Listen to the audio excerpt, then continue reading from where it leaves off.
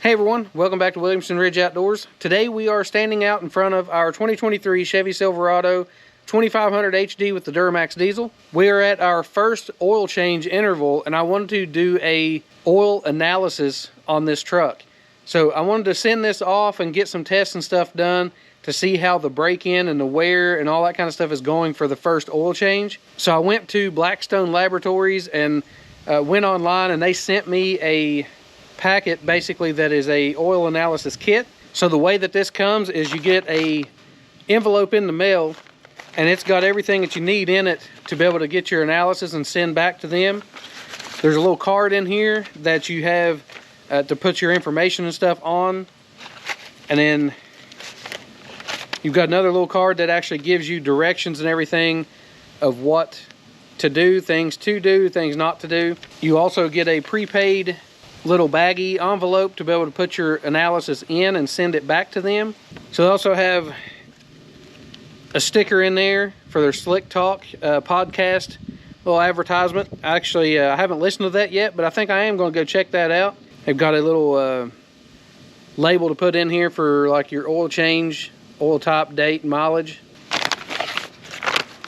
And then the meat and potatoes of the kit, you've got the shipping container. And on the inside of it, it's got your actual sample bottle and then a little gray fabric-like material that goes around this bottle. So we're going to get our oil sample put in here. They make it pretty simple. You just send off for this and they send you all this stuff in a kit, and you just fill out the information and send them either credit card information, send them a check, or you can actually pay online also. So I'm gonna go ahead and get our sample done and get it packed away and get this thing sent off and find out what our oil looks like in this truck. That's one thing I'm really interested in doing, and I've never done this before, but on this new truck, I wanna see, you know, how is that engine breaking in and how is the wear and stuff going? Should I change my oil more often? Or do I have plenty of time whenever the truck says, you know, it's time to change your oil, which is usually around 7,500 miles. Is the truck accurate in that, and is that a safe zone, or should I change it at 5,000 miles? So let's grab the sample, get this thing sealed up, and then get it sent to them and get you the results. So when I was at the dealer and I had my oil changed, I asked them about, you know, getting me a sample out of it so that I could send it in for an analysis. They were happy to do that. They said it was no problem. So they put it in a 20-ounce bottle for me, and it has been sitting here in the garage for a few days. So I'm gonna kind of shake it up and make sure there's no settlement and stuff in here. And hopefully they actually pulled the sample from the middle of the drain cycle. So when they pulled the plug, you're supposed to let it drain a little bit and then pull your sample from the middle of that. So I don't know how they done it, or where they just got it straight from the beginning, but I thought it was at least really good of them to, you know, say, yeah, no problem, we'll get you a sample and put it in a bottle for you. I dropped this a minute ago and busted the cap off of it, which is why I now have a glove on, and it's got oil all over the bottle. I'm gonna try not to make a mess on their bottle, but we'll see how that goes.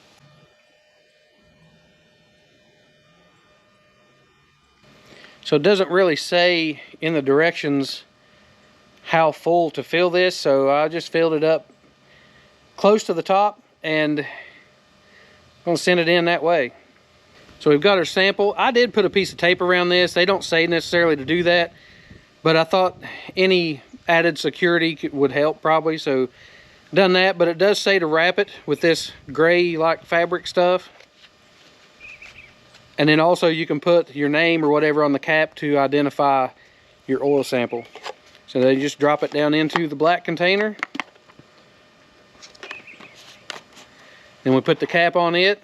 Then we have our prepaid bag that we'll just drop it down in there and seal it up and drop it in the mail. So it's been about 3 weeks. Blackstone actually was running a little bit behind. I did call them after about 2 weeks, and they said that, you know, they were backed up on their tests and stuff right then, and it would take probably about 5 more days. But they could give me an idea, you know, of how long it was going to take. They did say they received my sample and had it there ready to process. So I did get it back, and what they do, they send you an email back and gives you all the information. So what I ended up doing is actually just printing the sheet out That way I can kind of go over this while I'm standing here. I'll try to put an actual, you know, like a screenshot or something up here so you can look at these numbers and stuff on here. So I changed my oil at 6,900 miles, and you know, they basically give you these numbers. They tell you what your numbers are, and then they tell you what the universal averages are. That way, if you're within that range, then you know you're pretty much safe. If your numbers are really high, then you know you might need to be getting it checked out. So I'll read a couple of these numbers on here that are seemingly abnormally high on my truck. So on mine it says the iron content is at 45 and the universal average on there is 22. So mine is almost double what the universal averages should be. The copper is actually off the charts pretty much. It's showing it's 399 and the universal average is only 34. Now, as I go through this, I'll explain to you a little bit of why I'm not actually concerned about that. But, you know, just some of those wear-in metals, where this is the first oil change on this truck, some of these numbers could be high. So another number that is pretty high is the silicon content, and mine's 119, and the universal average is 10. Magnesium is pretty high at mine's 765. The average is 469. Phosphorus is a wee bit high at 1123 versus 952. Barium is a little bit high. There's actually only 2, which doesn't sound like much, but the universal average is 0. So with these numbers in mind, this is exactly why that I wanted to send this off and do an oil analysis on my truck, because this is the very first oil change for the truck. And that's why it doesn't really concern me that some of these numbers are higher than the average. And they also put a note in there explaining this stuff to me, and I'll read that to you now. So it says metals are high in the first report for your Silverado, but that's normal. The extra metal is from parts wearing in, and silicon is from sealers and lubes used to assemble the engine.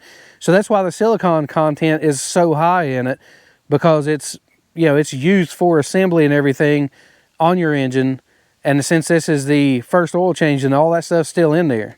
It continues to say, after a few more oil changes, those elements should drop, leaving this Duramax looking more like universal averages, which show typical wear for this 6.6 liter turbo diesel after about 7,000 miles of oil use. The percentage of fuel in the oil is 0.5%, and it says 0.5% fuel is harmless. It could be from idling, for instance, and no contamination from coolant was found. In the wintertime, I do tend to idle my truck a little bit in, like, for the morning cold starts, because I'm trying to warm up the oil just a little bit and before I start putting strain and pressure on it.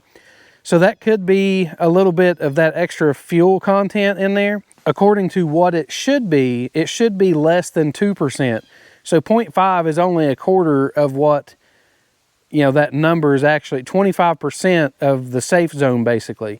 And it continues to say, and no contamination from the coolant was found, which is very good. The TBN is good at 3.6. Try another 7,000 miles and check back to monitor wear-in. So, and that's my plan too. In another 6,900 or right around 7,000 miles, I'm going to change the oil again, make sure the numbers that are high are going down. So like I was saying, these numbers do not worry me at all. There's nothing there that looks out of the ordinary for a new engine. And that's kind of what I wanted to confirm, because if you spend this type of money on a new vehicle, you know, it pays to try to keep track of this, because if there was something catastrophic going on or extreme wear, then you're going to see this in this oil analysis.